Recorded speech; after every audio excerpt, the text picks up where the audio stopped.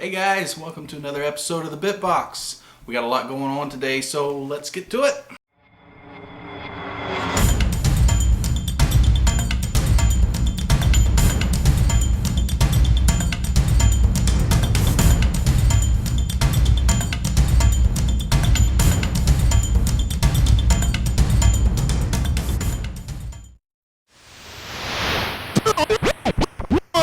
Today on the BitBox, vendor news, community happenings, channel champs.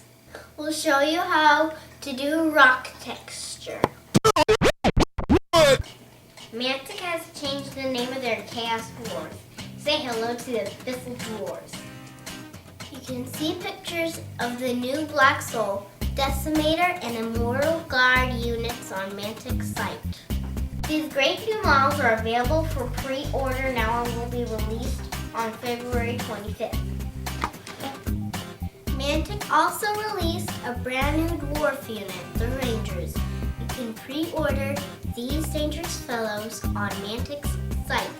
GW's Games Day 2011 is coming. Mark your calendars for July 30th and find your transportation to Chicago. Only 4 months left in the North American tournament circuit. Be sure to join a local tournament. You might just make it to the Throne of Skulls in June. The guys at GW have put together some sample army lists and killer tactics for the new Blood Angels. Check the show notes below for links. And those are your news bits. So here's what's going on in the community. So the first big news is the Camloopian is back. Yay! We missed you, Steve. It's great to see you doing some vids again. Hope to see some more from you. More big news. If you guys missed Season 1 of Ghost Chat, make sure to check out Ghost's channel because he's got a whole new Season 2 coming at you really soon. Links below. General Splatton has a new contest up. Make sure you check it out. I've got a link to the video below. Put a video response up. You could win something. So when Bust Obi-Wan got through with Camloopian, he challenged me to a build-off. So stay tuned for that. Painting is My Life put up a 2-part video of a gaming table he did. He did some really interesting mosaic work on that table. I would advise you to check out the video. You can see it back here, but I've got the links below, so make sure you go check those out. Really, really cool. Another good 2-parter is Midas Terrain's recent video on resin casting. He's doing slush casting. So go check that video series out. And on a somber note, one of the community members that's been with us for a real long time is going to be leaving. Retribution Angel put up a video a few days ago, said he had some things to work out. So, buddy, we wish you all the best. We're going to miss you, and if you ever decide to come back, we'll be here waiting. Good luck, buddy. Here's the graveyard set I did for the challenge with 5-star rating 22, and I had quite a few people ask me how I did the texture for this stone roof here. So on the terrain bits today, I thought we'd go over that and take a look at the techniques I used. So I've just got a little piece of scrap foam here, and what I'm going to do is I'm going to make some stone floor tiles, just a set of stone floor tiles. So the first thing we're going to do is we're going to go ahead and carve the rough shape. I'm going to kind of round the edges off here just to give them a bevel a little bit. What we're going to do basically first is cut our basic tile pattern into this. Now we're going to actually make some kind of grout marks in here with a pencil. But you want to score it with a knife first, because what will happen is if you just dig into this with your pencil, this foam actually has a grain. So one way you'll be alright, but if you dig the other way, it's just going to start ripping the foam apart. So we're just going to take and just cut some score lines in here.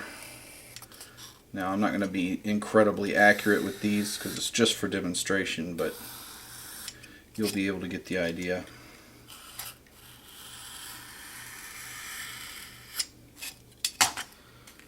Alright, and then we just take our pencil and go back over these lines. Now, you'll see that it kind of deepens the line there. So this is not hard.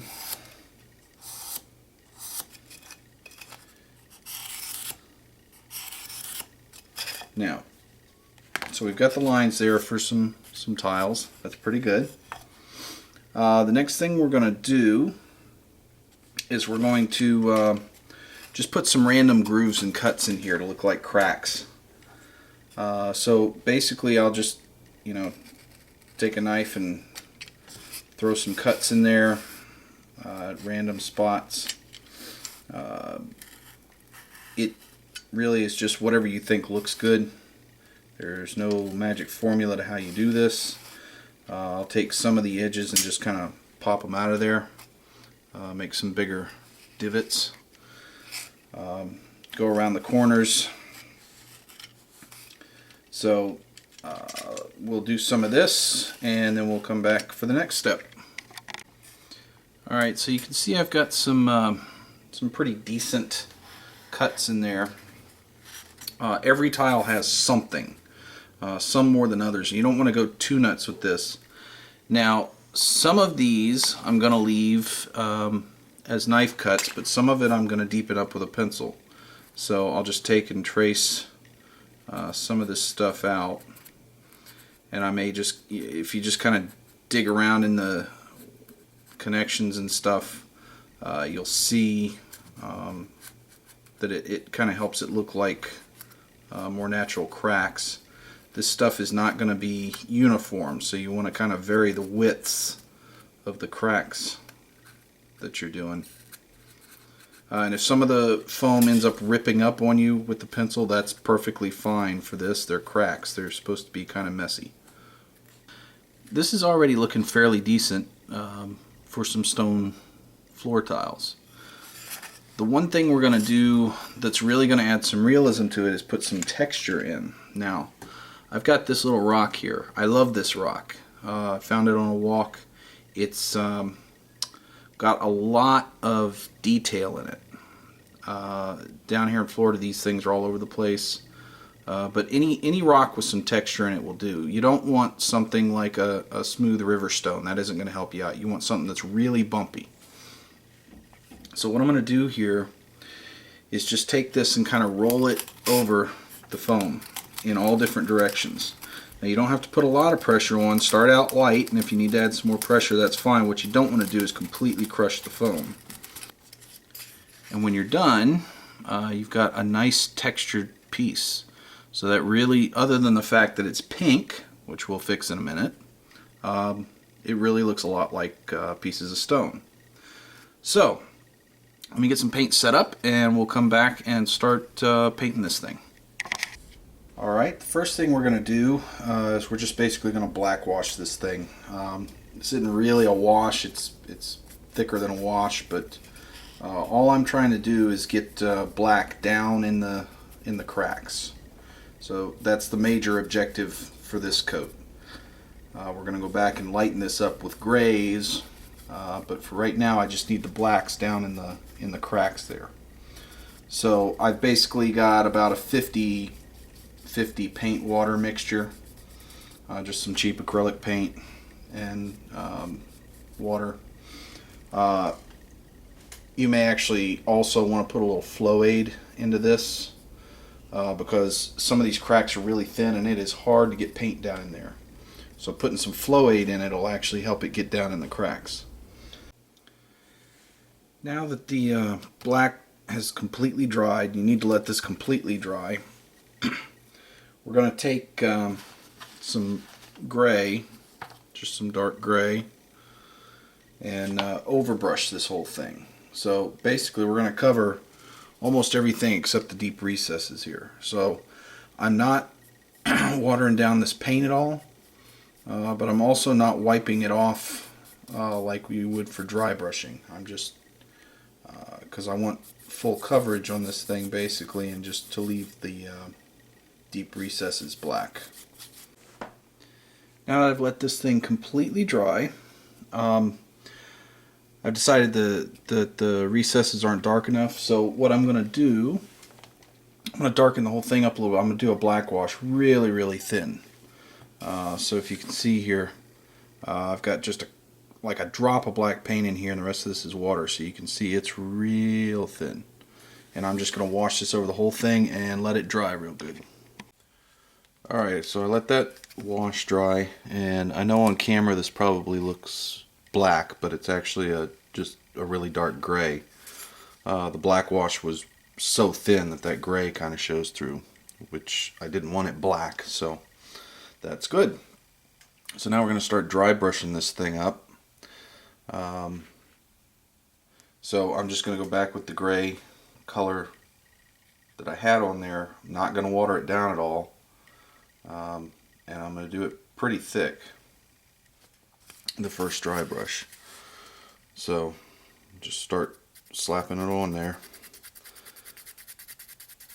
And don't be afraid of it. I mean, you know, get some paint on the brush, put it on there.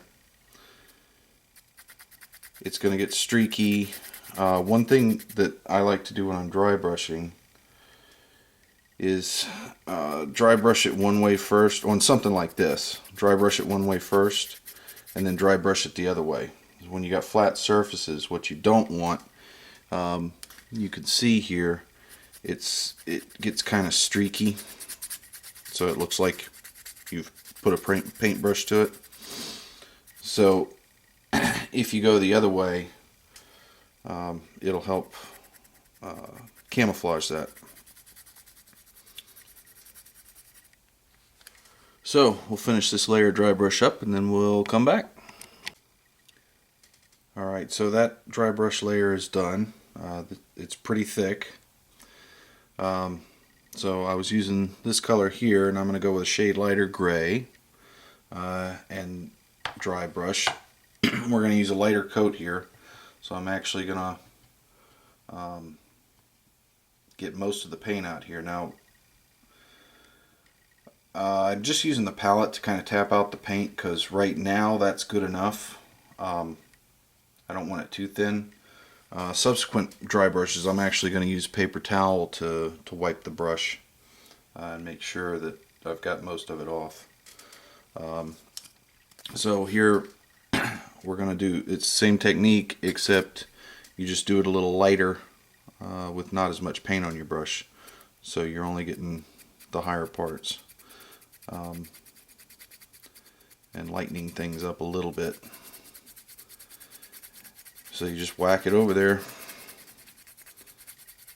Oh, make sure you're doing this with a dry brush. Don't get water on your brush. Don't have it damp.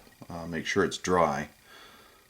And this is pretty easy after that. So I'll finish this layer up and we'll be right back.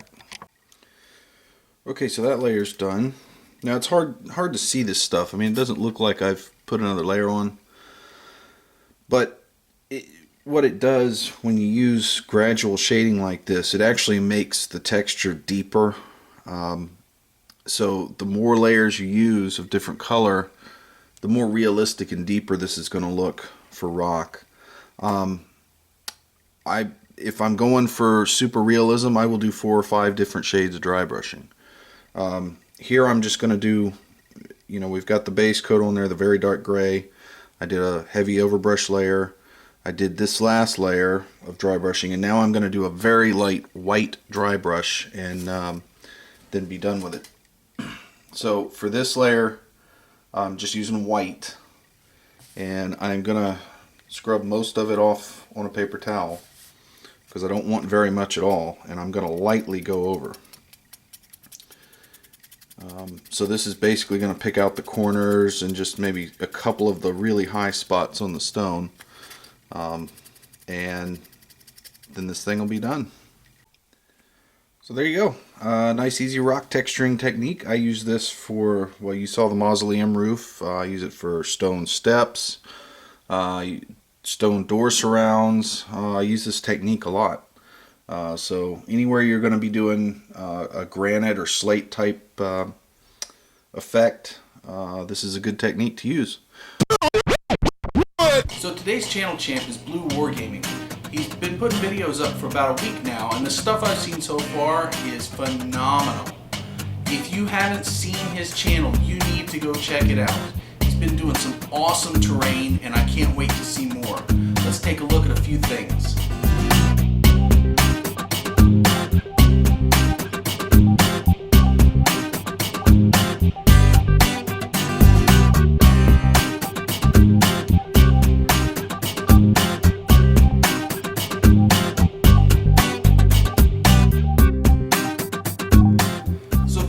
contributing to the community, Blue.